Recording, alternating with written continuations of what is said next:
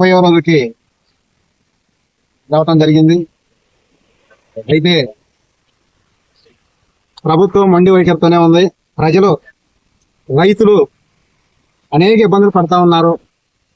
First pooling వాళ్ళు కూడా వస్తూ ఉన్నారు. మేము కనపడి సంఘీభావం తెలుపుతా, మాకు 11 సంవత్సరాల నుంచి డెవలప్ చేయలేదు, మీరు ఈ రోజు ఇక్కడ సెకండ్ పూలింగ్ వాళ్ళు చెప్తా ఉన్నారు. అలాగే అని చెప్పి మేము మాట్లాడుతూ జరుగుతూ ఉంది.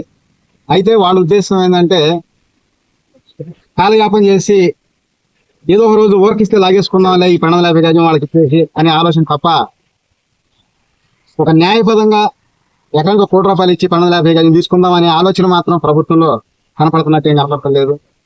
అయితే రైతులు మాత్రం ఇవ్వడానికి మాత్రం ఇష్టపూర్వకంగా లేరు. తేలి చెప్తున్నారు, మేము సెకండ్ పూలింగ్ ఇవ్వమని.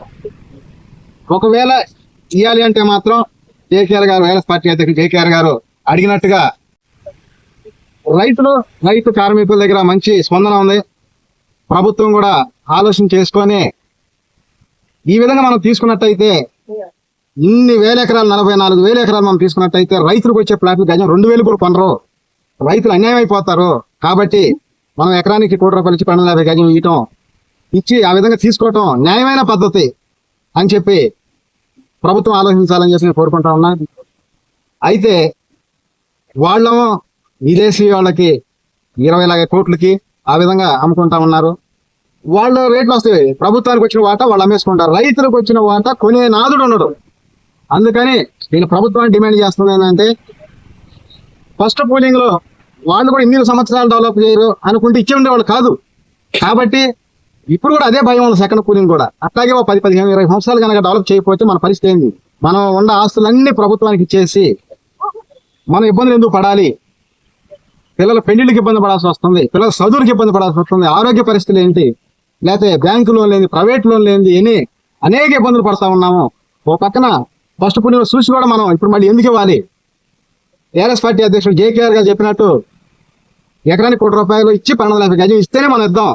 ఆ విధంగా ఇచ్చినట్టయితే అందరికీ ఉపాధి లోపం లేకుండా అందరికి మంచి ఉపాధి కలిగిద్ది వాళ్ళు ఇచ్చే ₹1 ఆ తర్వాత ఫ్లాట్లు ఎప్పుడు ఇచ్చినా కిరాస్తీ కింద ఉంటాయి. ఇది ఒక మంచి గొప్ప ఆలోచన. ఈ చుట్టుపక్కల ఇన్ని మండలాల్లో ఇంతమంది నాయకులు కానీ ఎంతమంది ఉన్నా కూడా ఎవరు కూడా ఇలాంటి సలహా ఇచ్చిన వాళ్ళు లేరు.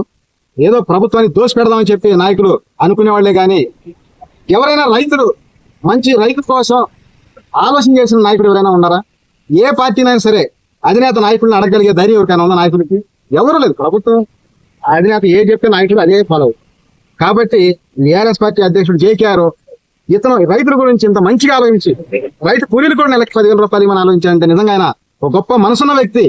ఇలాంటి వ్యక్తి మనం సపోర్ట్ చేద్దామని చెప్పి వేలాది మంది వచ్చి సపోర్ట్ చేస్తా ఉన్నారు, వచ్చే ప్రజలు సంఘీభావం తెలుపుతా ఉన్నారు. ఇదే రకంగా మీరు మాత్రం ప్రభుత్వం దిగొచ్చి ఈ రకంగా ఇచ్చేంత వరకు మీ పోరాటం ఆపొద్దండి, మేము అందరం సంఘీభావం తెలుపుతాం, మేము సపోర్ట్ చేస్తాం అన్ని రకాలు కూడా అని చెప్పి మద్దతు తెలుపుతా ఉన్నారు. ఇంకా సంతోషంగా ఉంది. ప్రభుత్వాన్ని డిమాండ్ చేస్తా ఉన్నాను, గతంలో లాగా ఇబ్బంది పెట్టకుండా ₹1 ఎకరానికి 1250 గజం అని కోరుకుంటున్నా. ఎందుకంటే 11 సంవత్సరాల నుంచి కూడా కారణం ఏదన్నా కానీ ఈ ప్రాంతంలో రేటు రావటం ఏదో కారణంతో తగ్గించేసి ప్రతిసారి ఇదే. అంటే డెవలప్ అవ్వటం అసలు నాయకుడికి ఇష్టం ఉందా లేదా అర్థం కాదు. ఇష్టం లేకేలా చేస్తున్నారు. వాళ్ళు తీసుకున్న భూములు వాళ్ళు అమ్మేసుకుంటున్నారు, వాళ్ళకి వచ్చిన వాటా. రైతుల గురించి మాత్రం పట్టించుకోవటం జరుగుతుంది. అది ఇప్పుడు కూడా అంటే సెకండ్ పూలింగ్ తీసుకుంటే వాళ్ళకి వచ్చే వాటా అమ్మేసుకుంటారు విదేశాల వాళ్ళు. రైతులు మాత్రం పట్టించుకోవాలి. మళ్ళీ రైతులు కష్టాలే. అందుకోసం నేను ఏ విధంగా అయితే పోరాటం చేస్తున్నాను, నాకు ఇక్కడ వస్తున్న రైతుల నుంచి కానీ రైతు కార్మికుల నుంచి కానీ మంచి స్పందన వచ్చింది. ప్రభుత్వం దిగొచ్చేంత వరకు ఈ పోరాటం కొనసాగుతూనే ఉంటది, చేస్తూ ఉంటాం.